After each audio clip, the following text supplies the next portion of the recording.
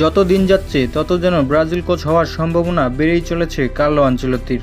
আর্সেনালের কাছে হারার পর আরও বেশি গুঞ্জন শোনা যাচ্ছে যে রিয়াল মাদ্রিদে কার্লো আনচেলত্তির চাকরি ঝুঁকিতে আছে। এদিকে মার্কা দাবি করেছে যে আর্সেনালের কাছে বড় ব্যবধানে হারার পর রিয়াল মাদ্রিদে কার্লো আনচেলত্তির চাকরি হারানোর সম্ভাবনা অনেক বেড়েছে।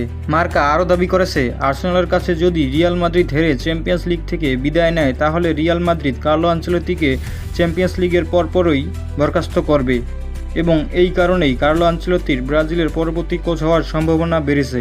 আর সিবিএফ এরও প্রথম পছন্দ ছিল কার্লো আনচেলত্তি, সেই জন্য সিবিএফ কোপা দেল রের ফাইনাল পর্যন্ত অপেক্ষা করতে চেয়েছিল। কারণ রিয়াল মাদ্রিদ যদি বার্সেলোনার কাছে ফাইনালে হারে তাহলে সিবিএফ রিয়াল মাদ্রিদকে আনুষ্ঠানিকভাবে প্রস্তাব দিতে চেয়েছিল, কিন্তু তার আগেই রিয়াল মাদ্রিদ আর্সেনালের কাছে হারার কারণে ব্রাজিলের কোচ হওয়ার সম্ভাবনা বেড়েছে কার্লো আনচেলত্তির। আর সিবিএফও খুব করে চায় কার্লো আনচেলত্তিকে ব্রাজিল দলের দায়িত্ব দিতে এবং তার জন্য সিবিএফ অপেক্ষা করতেও রাজি। এখন আর্সেনালের সাথে দ্বিতীয় লেগের পর আসতে পারে সব সিদ্ধান্ত। খেলার সকল আপডেট পেতে চ্যানেলটি সাবস্ক্রাইব করুন। ধন্যবাদ।